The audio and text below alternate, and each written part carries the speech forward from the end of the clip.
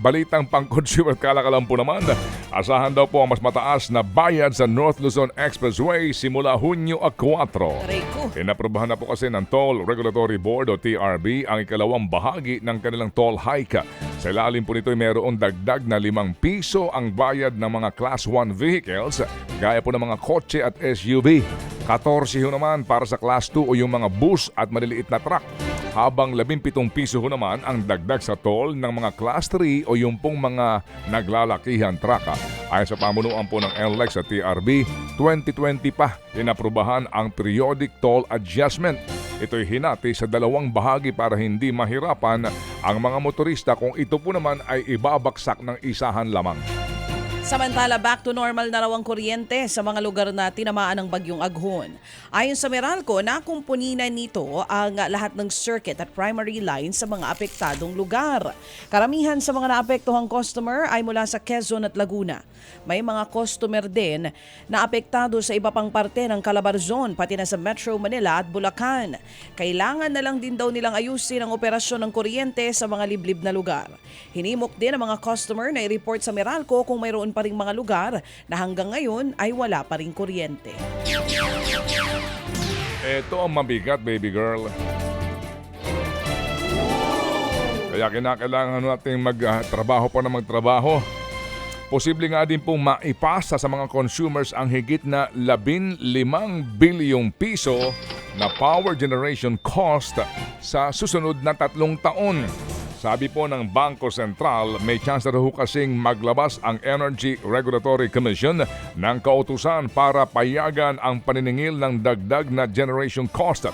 Ito nga po ay nag-ugat sa desisyon ng Supreme Court noong pong nagdaang 2022 kung saan ibinasura po ang desisyon ng ERC na limitahan ang presyuhan ng kuryente sa Wholesale Electricity Spot Market o WESM mula po November hanggang December ng 2013. Sa WESM nga po humuhugot ng dagdag na supply ng kuryente ang mga distributors. Kinakailangan itong gawin ng ERC para mapigilan ang tuluyang pagsipa ng presyo ng kuryente kasunod ng maintenance shutdown noon ng Malampaya gas field. Kumbaga, pinigilan nila noon, ngayon po naman sa atin ibubuhos at ibabagsak.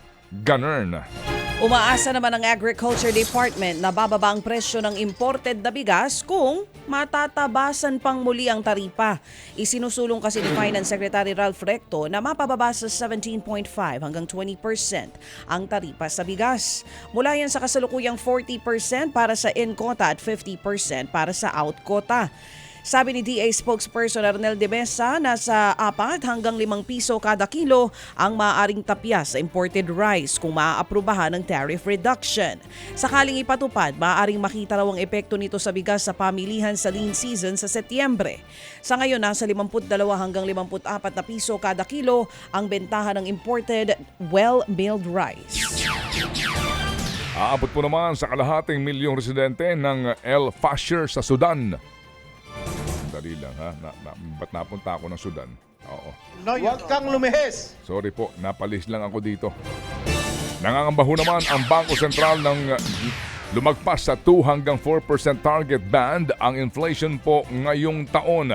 Maaari raw kasi itong pabilisin ng paglobo ng gastusin sa transportasyon gaya po na mas mataas na toll rates at mas mataas na pamasahe. May ambag din daw sa inflation ang mga issue sa supply na siyang nagpapataas ng presyo ng pagkain. May panganib din daw sa inflation ang mas mataas na singil sa kuryente at produktong petrolyo. Huling naitala po ang inflation sa 3.8% noong buwan ng Abril. Ted Filon at DJ Chacha ngayon nasa Radyo 5 92.3 News FM Monday to Friday 6 to 10 a.m.